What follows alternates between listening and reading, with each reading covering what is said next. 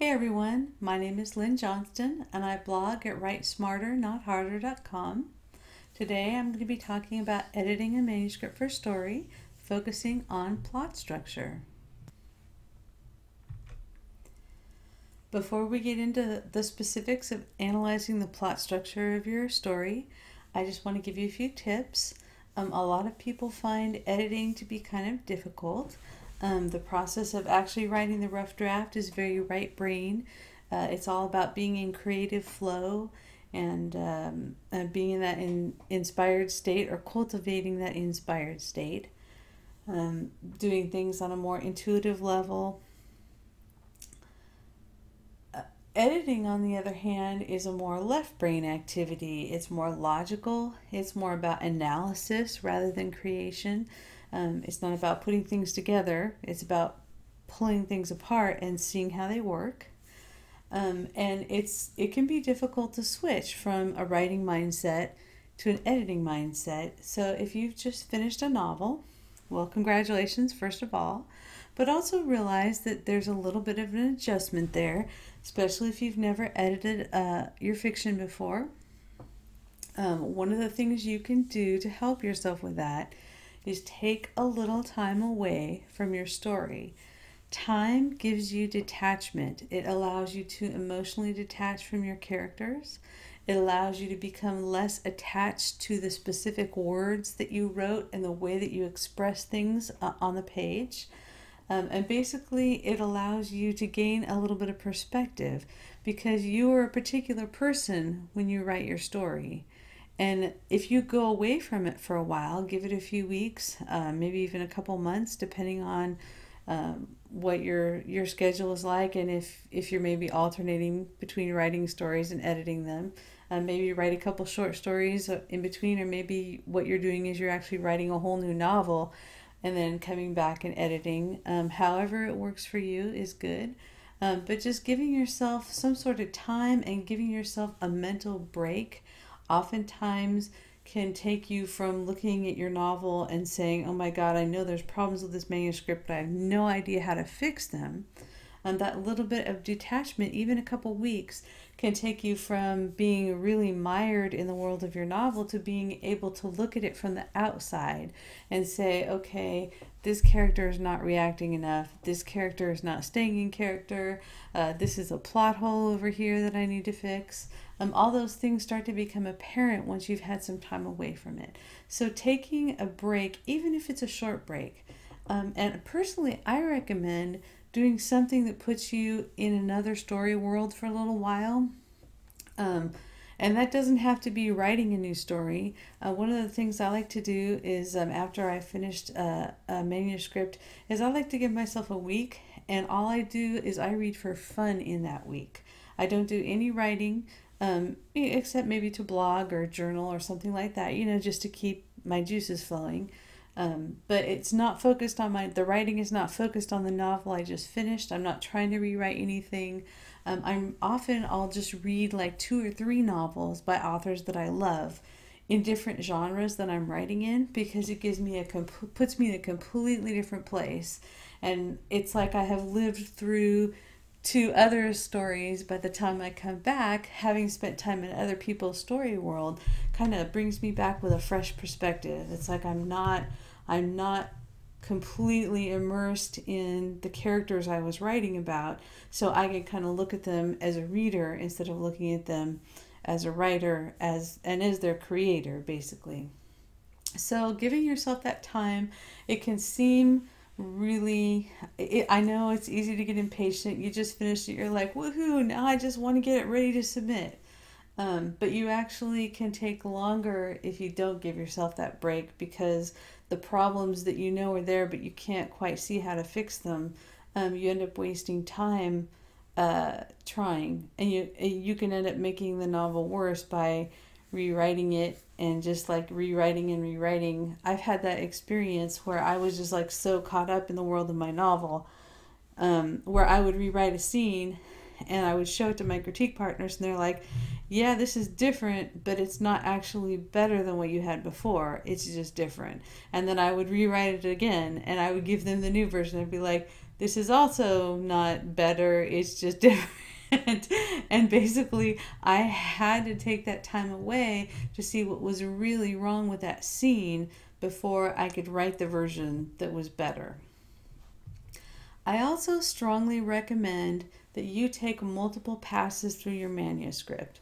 And when you have a 400-page story, which is about what a full-length 100,000 word novel is, printed out, double-spaced, at 250 words a page, that's a huge story. And there's a tremendous amount of detail that you can't hold in your head at once. And it's even difficult to hold the whole story in your head at once. If you go through and just start editing, and I told you a story in my the day 30 video of my NaNoWriMo How to Write a Novel series, I told you the story about how when I was editing, I started editing my very first novel, and I just started bouncing around because I read a little bit and I noticed a plot hole, and the plot hole required me to go to a different scene to fix it. And so then I started working on that scene, and then I noticed, oh, this character is acting out of character in this scene, and then I had to go back and look at another scene to kind of figure out which way I wanted the character to go because I had written them really differently. And so then I'm looking at this other scene trying to decide which way I like the character better. And then I noticed this other thing where I changed somebody's eye color, and then I had to go back to a different scene to change their eye color. And you can see editing like that can drive you crazy because you're just bouncing around from one scene to another, noticing random problems. Instead of doing it systematically, you could spend years bouncing around your manuscript and still not have fixed everything. So I strongly recommend that you take multiple passes and that you look at different aspects of your story during different passes through the manuscript. This not only solves the whole bouncing around problem where you just get lost in never-ending edits, it also makes it a lot less overwhelming, because you don't have to read, when you're reading a scene, if you're reading it for everything that could possibly be wrong for it, you're not seeing everything that actually is wrong for it because you're so busy thinking about, what you should be looking for on every possible level. But instead, if you're just looking at a scene and you're saying, I'm just going to look at this scene and I'm going to make sure that all the conflict is big enough and all the potential conflict is expressed, that I've done a good job of making sure that all my characters have a goal and that those goals are making my characters butt heads. If that's the only thing you're looking at and you're going through a pass and looking at every scene, you're going to make that pass happen relatively quickly because you only have to focus on one thing at a time. So it seems like if you haven't done it, multiple passes would actually make it take longer to revise your manuscript. But really it doesn't. It actually saves you time, and it saves you stress, and it saves you procrastination, because if you know exactly what you're going to look at today when you edit your manuscript, it's much easier just to sit down and get started. Whereas if you have that anxiety from not really knowing what you need to do next, it's harder to get started. And you spend more time being stressed than you don't need to spend that time being stressed. Spend that time actually working, getting your manuscript in good shape. I also recommend breaking the job into small chunks. If you haven't done a lot of editing, especially editing fiction, where you're having to look at story continuity and characterization and things that are really judgment calls a lot of the time instead of cut and dried, yes, this is grammatically incorrect. It's very mentally draining, and it's really easy to think that you're going to sit down and edit 100 pages today and just be so burnt out that then you don't touch your manuscript for another week and a half. So I recommend that you break your job into small chunks. When you sit down to edit every day, you should have a specific goal, like, for example, I'm going to make sure that all the dialogue in this 50 pages worth of scenes is the best dialogue it could be. I'm going to make it sparkle. I'm going to use my dialogue techniques to make sure that my characters are coming across as witty or funny or clever or sly or whatever it is I want to convey about my characters. If that's all you have to do is that one task through multiple scenes, and you just take 2 hours and say, I'm going to do 20 pages or 30 pages or 50 pages, whatever you can handle based on the task that you've given yourself, it's so much simpler to just do the job, get it over with, gives you a sense of accomplishment, and you know exactly what you need to do. There's no time wasted trying to figure out what you should even look at. So I strongly recommend that you do that as well. Anytime you can take an overwhelming task or a huge task like editing an entire novel and breaking it up into smaller tasks that you can do in like an hour or 2 hours, that's ideal. There's a lot of studies that show that especially when you're doing something mentally intensive like trying to figure out how to fix a scene, that you can handle about 45 to 50 minutes of mentally intensive work. And after that, your brain, which is using massive amounts of blood sugar to do this, starts to get a little bit tired. You might not notice that you are losing quality, but if you were participating in one of the tests that these psychologists have done, they notice that people's quality of work starts to decline after about 50 minutes, 50. And what's necessary to get back to a higher level of quality in work and get rid of that mental fatigue is to take a break. And we've talked already a little bit about taking breaks, but I just want to emphasize that small chunks, work for 50 minutes, give yourself a movement break, give yourself a break that's mentally relaxing, listen to some awesome music, whatever you need to do to get back to a place where you have lots of mental energy again, do that. Not just because it's gonna make the process of editing more pleasant, but also because it is going to improve the quality of your edits and cause you to spend less time later fixing things that you didn't notice the first time through or the second time through. And whenever I'm editing a story, I always start with story structure. The reason I do that is because if your story has a terrible structure or the structure doesn't work for the kind of story you're trying to tell, it doesn't matter how pretty the language is, people are going to read it and say, the story doesn't work. The story wasn't satisfying. The story didn't give me the emotional experience that I thought I was going to have. And story structure is all about creating that emotional experience for the reader, which is why people read fiction.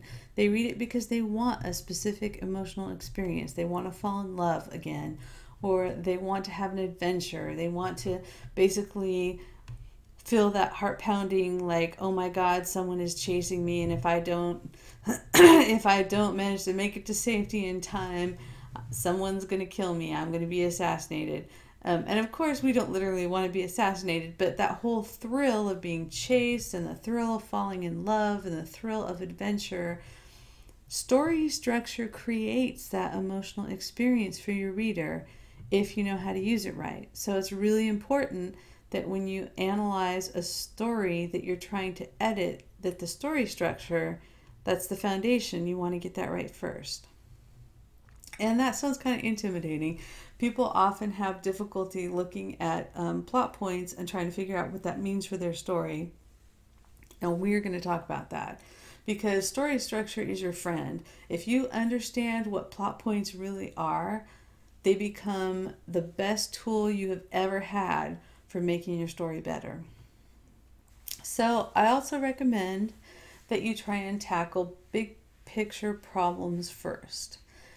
As you edit, you are going to notice little things. Even if you're committed to just fixing the conflict in one particular scene, you are going to notice little problems. You're going to see a misspelling. You're going to see a sentence that's awkward. Go ahead and underline it on the draft as a problem and put a question mark by it or a quick note. But don't try and fix it now. Tackle the big picture stuff now, and tackle the wording things later. And the reason I recommend this is you could end up spending a lot of time polishing the early scenes of your novel as you're editing them, and then you could get to the climax of your story and you could realize this novel would be so much better if I had a completely different first scene. And then you will have wasted all that time editing your first scene when you're going to rewrite it. And one of the things that doing passes through the manuscript helps you with is it saves you from having that problem. I strongly recommend. And if you read my book, Editing for Story, which is free, and I'm going to give you instructions how to download that later. But if you read that, it breaks it into passes, and I tell you, finish each pass and keep a log or a list of revisions that you're going to make. Don't actually start rewriting until you have made one entire pass through the novel for that thing. And the reason I recommend that is because once you have the big picture and you have looked at every scene in your novel with respect to conflict, you may realize I need to toss these 5 scenes and write new ones. Or you may realize I need to take this scene and put it halfway through the novel and add this whole other subplot to it. This will have it be focused on a subplot that I didn't really, include or mention in this scene the first time around. So if you look at the big picture stuff first and you don't revise until you have looked at the big picture, don't do any actual rewriting, you will save yourself a lot of wasted effort. And again, I recommend keeping a revision list. Something I do when I'm editing a novel, for each pass, I will have just a list of all my scenes, and we'll talk about that shortly, but I'll write down what I'm going to change in each scene. And one of the advantages of having that revision list is you can actually look at it after you have read the novel and look at all the revisions you've suggested to yourself and go, oh wow, that revision is good, but here's something even better. When I look at it in the whole picture, I see other things that I don't see when I'm looking at one scene at a time. So keeping a revision list and going through scene by scene by scene gives you're kind of doing double duty here. It's like you're looking at everything at the scene level, but then you can still pull back before you start rewriting and look at everything at the story level and say, okay, did everything I noticed in the scene level work at the story level? And if not, what else do I need to add to my revision list before I start writing? The other benefit of doing it that way and having the revision list is when you get to the point at the end of the pass where you're sure what you're going to revise, it's so much faster to just work through that list. Again, you don't have to rewrite every scene in some amorphous, unspecified way and hope that inspiration strikes during the rewrite. You have a list of everything you're going to change during that scene. You know exactly what you're going to work on when you sit down to work the next day. So let's talk a little bit about why plot structure matters. Plot structure, people tend to think of it as a formula. And it is a formula, but not in the way you usually think. We usually think of it as a formula for how the story unfolds. And from a reader's perspective, that's what it is. But from the writer's perspective, plot structure is a formula for generating conflict. And once you understand how the plot points work and how they generate conflict for you, you'll start to see that this is a fantastic tool for brainstorming your story, certainly at the beginning, but also for improving it when you're editing. So let's talk about how plot points are really conflict generators. You have to think a little bit about what the plot points mean. For example, inciting incident. What does that mean? It's a point that shows up like maybe around somewhere between 5 and 15% of your story. Sometimes sooner, sometimes you open on the inciting incident. It depends on the story you're telling. But the inciting incident has a really specific purpose. It is the incident that kicks off change in your character's life. So think about that. It's not just something bad that happens to your character. Sometimes the inciting incident is something that your character thinks is awesome and has no idea that it's going to require them to go on this journey. But think about that as like a point of change. is basically your character has been going on living their life in a very mundane way, doing the things they need to do. They're in a routine. They've got most things figured out. They might not be super happy with every aspect of their life, but basically they have coping mechanisms for every aspect of their life, and their life is stable. That inciting incident is the first point of instability in your character's life. So if you think about it that way, you don't ask yourself, what is the inciting incident that my reader is going to realize is the beginning of the story? Think of your inciting incident as like, what is an instability that I'm introducing into my character's life? It's like, what is the first thing that happens in my story that basically disrupts my character's ability to cope with everything? And once you start thinking of it like that, well, there's tons of things that could disrupt your character's life. Everything from boyfriend breaking up with her, to not getting into the college she applied to parents getting a divorce. I mean, if you just like know who your character is at a basic level, you don't have to have her fully fleshed out. If you just know she's like a high school student, you say, okay, what could disrupt the life of a high school student? Millions of things, right?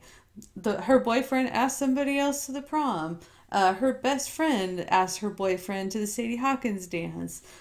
She just discovered she's flunking chemistry. She had no idea that she was flunking chemistry. She thought she was doing okay.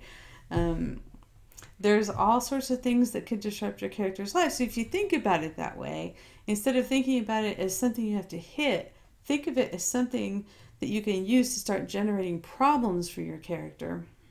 It becomes a little more interesting.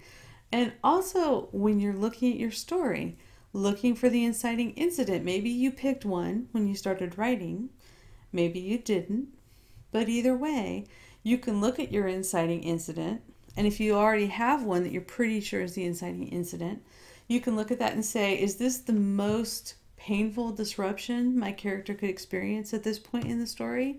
Is there a bigger disruption I could give her? Or is there a way I could make this disruption worse? Is there a way that I could make this disruption basically something that's more painful or embarrassing for her? Even if the specifics of what actually happens is not changing, can I make her personally more upset about it? So it gives you a way to start looking at how you've shown the inciting incident in the story and then what it could potentially be. And that's one of the things you're always looking at when you're editing a story. You're looking at what's on the page and how can I make it bigger, better, more compelling, more exciting. People read stories, they get very engaged when you give them an interesting conflict, something that would be difficult to solve and something that the characters really care about. So if you go through the plot points for the plot structure you've chosen for your novel, and you look at every one in terms of function and how it generates conflict for your character, the first plot point is not just something bad that happens to your character. It's not a random thing. It's a crisis. And it's a crisis that specifically causes your character to realize, I can't keep doing the same thing I've been doing all along. It's not working. Whatever happened in the inciting incident has changed my life enough that I need a new plan, and I need to take action on that new plan. I need to do something different. And that doing something might be, again, something that the character thinks is like very positive and exciting. It might be deciding to go to band camp and not realizing that that's going to lead to a whole summer of being bullied. It might be deciding to try out for the cheerleading squad. It might be deciding to take a dangerous mission that nobody else wants to volunteer for. It might be deciding to try and get your ex-girlfriend back. Depending on the story that you're trying to tell, if you start thinking about like what crisis could happen that comes out of the change that the inciting incident created, and you start brainstorming crises, like what kind of crisis would my character have a really hard time with? What kind of crisis would force my character to realize, hey, this is not working anymore, I've got to do something different. So I talk, if you download my book Editing for Story, which again is free, I talk about each of these points, and not just what the reader thinks they mean, but what you as the author, how you need to think of them in order to turn them into conflict generators. And I strongly recommend you look into that. So once you understand what those specific conflict generators are, it becomes easier to see in your story. It's like, what happens in my story to make things change for my protagonist in the middle? What totally changes the way my protagonist thinks in the middle of the story, roughly? And if there isn't one, that's something that you start thinking about, is like, well, if my character doesn't change the way they think about their problems throughout the entire book, that means either I don't have a character growth arc, which is fine. There are some stories that don't. Or it means that I have failed to make my character progress on that growth arc. And that tells you need to fix your growth arc. And it also tells you how you need to fix your growth arc, because you need to put some sort of game-changing discovery in the middle of your book. So, which plot structure are you using to edit your novel? You probably picked one. There's a good chance that if you are even sort of an outliner, you pick something as kind of like a starting point. You might have wandered from it. I wander from mine all the time and have to pull myself back. Or it's possible that you're a total pantser and that you just completely wrote a story based on what your characters told you they wanted to happen. And that's cool. It will help you, though, to have a well-told story if when you come back, you can find a plot structure that works with the story that you've told. And different plot structures are better or worse for different kinds of stories. 3-act structure, fairly generic. You can use it for single protagonist or multiple protagonists. Often multiple protagonists will be acting as one if you're just using 3-act structure. Hero's journey, great for epic quests. Great for single protagonist stories where the character definitely has a growth arc. The hero's journey tends to really focus you as a writer on the growth arc if you're following it. The W plot. The W plot is basically a story that has rising and falling resolution that kind of keeps the reader going up and down throughout the story. If you're writing a story that has those emotional turns in it, the W plot might be what you want. 7-point plot outline is very similar to 3-act structure. 8-point plot structure, there's links to all of these types of plot structures and how they work on my blog, writesmarternotharder.com. So I encourage you to explore them and see, maybe you'll pick up one that you've never used before and discover that it's great for your story. The 8-point plot structure is all about character transformation. And it's great if you're trying to show someone who's really trying to become a new person or showing a lot of transformation. There's the Blake Snyder beat sheet, which is it's very, very flexible. That's the great thing about the Blake Snyder beat sheet. Each of these has its strengths and weaknesses. And here's something else to think about. You might use more than one in a novel. Most of these plot structures are designed for screenplays. Screenplays don't contain as much story as novels do. And in fact, that's the reason why a lot of great adaptations are actually adaptations of short stories, like Minority Report, as opposed to being adaptations of novels. And of course, you see, like when you try and adapt a novel to film, to do a good job, like with the Harry Potter stuff, you have to make it into 2 really long novels because there's just so much more story in a novel than there is in a good movie. So, for example, you might have a hero's journey as your main plot. You might be using the 7-point plot outline to structure one of your subplots.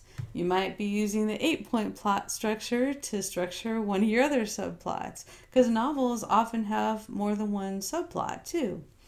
So as you're going through your story, you may want to identify the main storyline and the subplots that you've got going, and you may find that you have like 3 or 4 different plot structures in your novel mapped out to different subplots and to your main storyline. So that's something to think about too. And again, it's something to think about with plotting.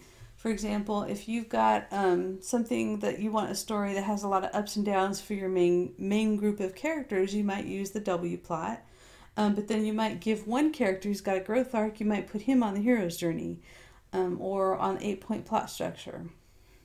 And so it's just something to think about when you're editing. If nothing else, if you have, let's say this feels really overwhelming to you, and if it's the first time you've been exposed to this idea, totally understand. If nothing else, figuring out the plot structure of your main storyline, that's the most important one. Subplots, because they don't tend to take up nearly as much story time,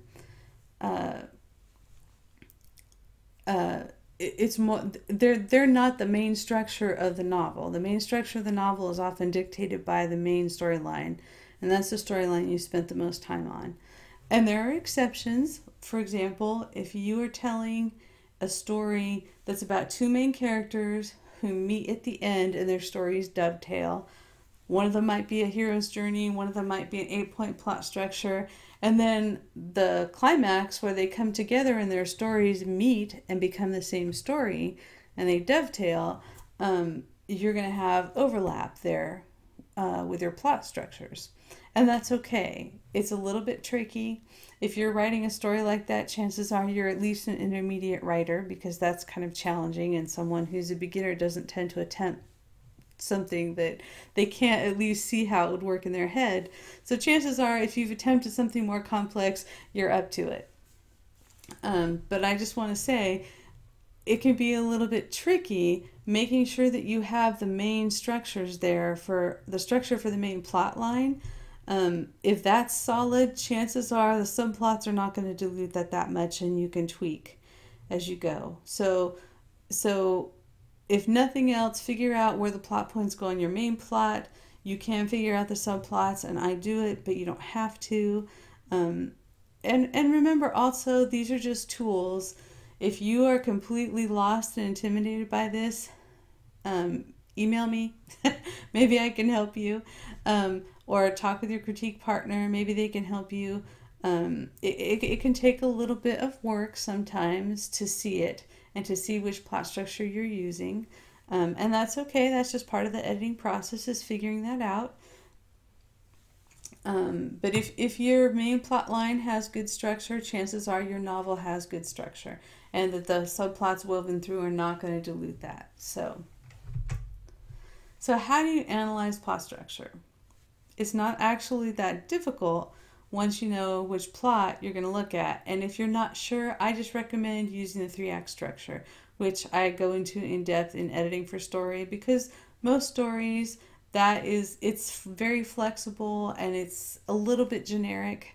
It's more generic than, say, the hero's journey. So a lot of stories, you can at least find those main points in them if you're using 3-act structure. So for analyzing your plot structure, you start by making a scene list.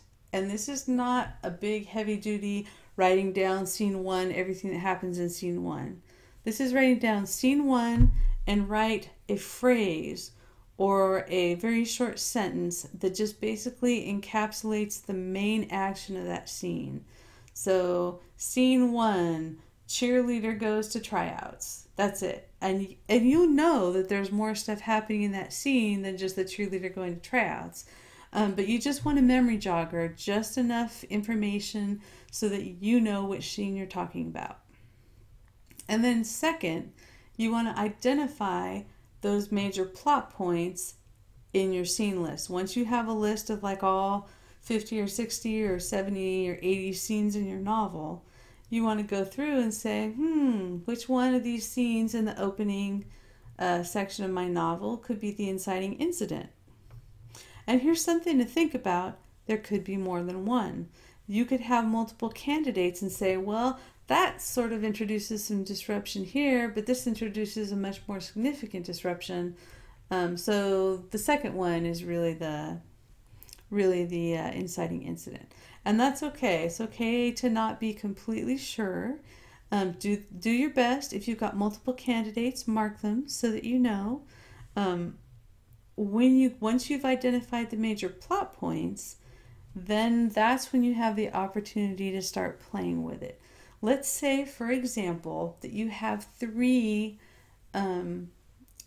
scenes that are candidates for your first plot point, which is that crisis that forces your character to embark on the journey they're going to take during the novel.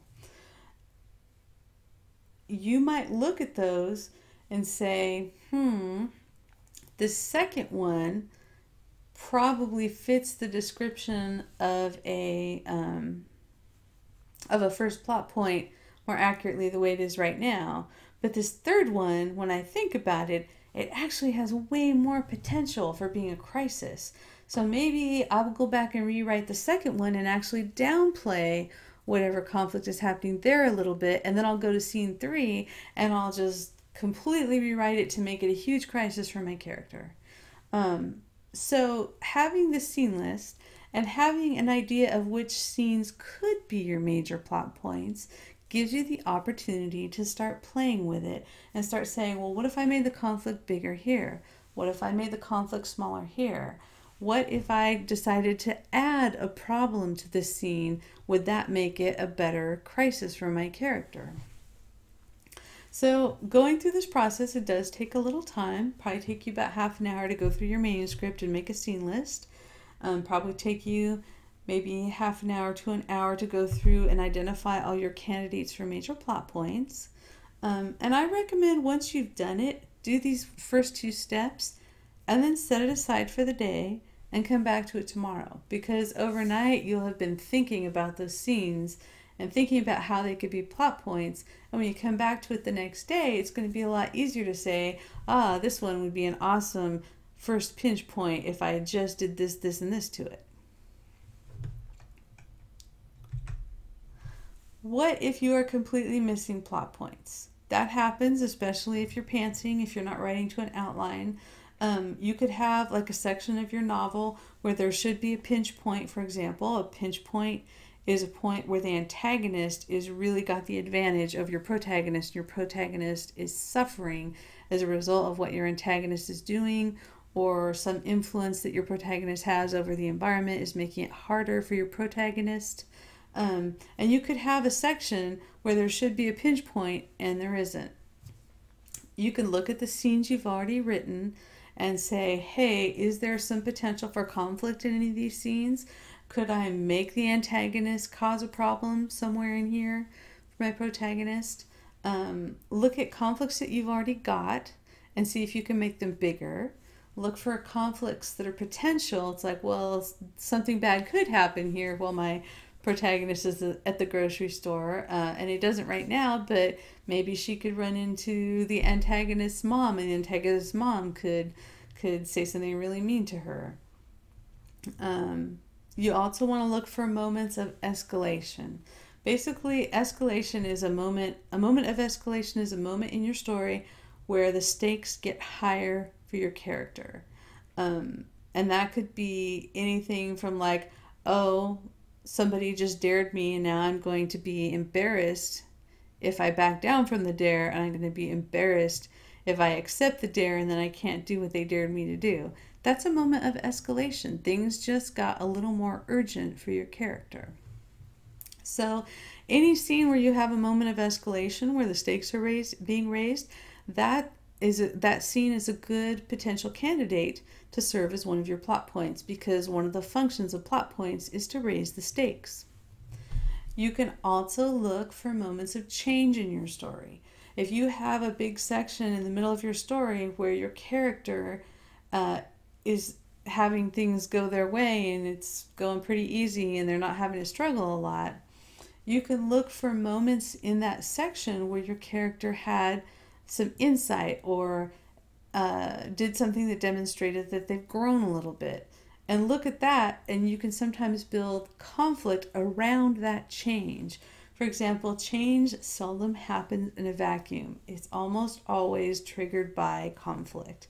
So if you have your character changing and you don't have any conflict around that change, that's a great place to put it in. And that's also a potential plot point, because plot points, one of the other functions of them is that they force your characters to grow if they have a growth arc, or to change strategy if they don't have a growth arc. In a story where a character is not growing interpersonally or spiritually, you still have the character changing throughout the story. It's just that they're changing in terms of like what they're going to do. They're changing in terms of their understanding of the situation. It's more about like discovering, oh, I thought this person was my ally, but it turns out they betrayed me. Or I thought that the sacred gem I was looking for is here, and it turns out I read the map wrong and it's over there. So moments of conflict or potential conflict, moments of escalation, and moments of change. Wherever you see those are scenes that could potentially serve as plot points when you do your revision. And I know this is a lot, and it's a very structured process. If you're not used to editing in a structured way, it can be a little bit weird and feel uncomfortable. The advantage of getting comfortable with it is that it takes a lot of the overwhelm out of the process. If editing is this vague, mysterious task that you have to do, and you're feeling like you have to sit down at your desk and somehow intuit what's wrong with your manuscript and fix it, that's putting a lot of pressure on yourself, and it makes the whole process a lot harder.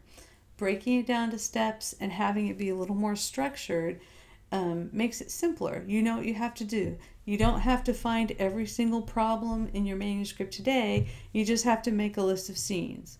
You don't have to find every problem with your manuscript tomorrow. You just have to look at your scene list and see, which one of these might be major plot points? Or which one of these could I turn into major plot points if I'm missing some?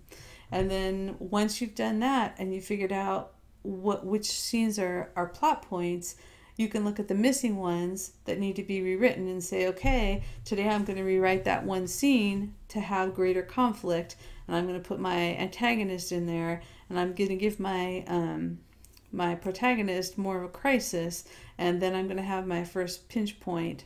And that's what I'm rewriting today. I'm not fixing anything else. I'm just fixing that one scene that is my pinch point. And I'm making it a really good crisis so that I know my reader is going to be sitting there going, I have to find out how the character is going to solve this. Oh my God.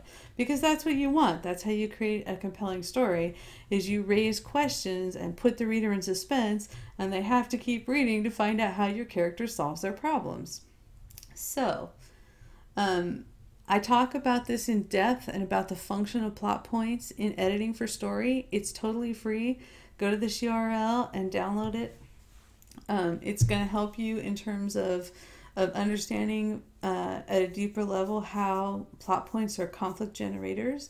And also it comes with like a little checklist that kind of takes you through the whole editing process. There's also a bunch of scene questions, which we're going to talk about in a later video. It talks about how once you've got your plot points all lined up so that you know the major points of your story are okay, looking at the scenes and how all the scenes strung together between your plot points, making sure they're okay. I also want to tell you about a course I'm just releasing. I've never released this before. I've only taught it to a couple very small groups of intermediate to advanced writing students, but I found a way to make it available. This is an editing course. It contains a bunch of techniques that I developed for myself over a period of 15 years of analyzing really good fiction and trying to figure out how those authors got their scenes to be so emotionally compelling. Everything in this course is focused on taking a novel and just amping up the emotion in all the right places so that you have as compelling a story as you can possibly tell, given the characters that you've chosen in the story that you're telling. Whatever your story is, it's not about making your draft into a particular kind of story. It's about taking whatever story you've got and just making it something that the readers completely get sucked into. So I invite you to check it out. It's available on my website. I also have a lot of articles on my website, and I'm going to continue to add to them. Articles on characterization, articles on productivity, tips on how to squeeze more writing into your day. I invite you to check it out, and I'd love to hear from you. Come by and see me at writesmarternotharder.com. Feel free to email me. My email address and contact information is up there. My email address is kaizenlynn, KAIZENLYNN @gmail.com. I look forward to hearing from you, and happy editing.